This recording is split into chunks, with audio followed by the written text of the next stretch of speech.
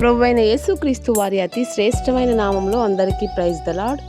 ఈరోజు దేవుని వాక్యము మనకు సహాయము చేయుటకును మన యుద్ధములను జరిగించుటకును మన దేవుడైన యెహోవా మనకు తోడుగా ఉన్నాడు.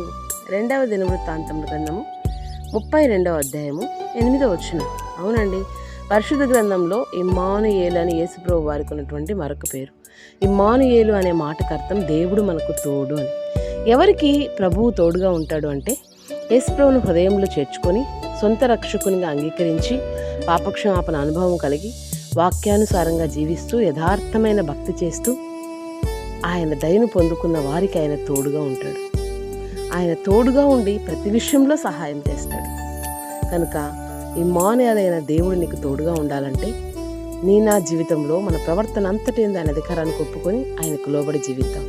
దేవుడి మాటలు దీవించునుగాక. ఆమేన్. May God bless you all.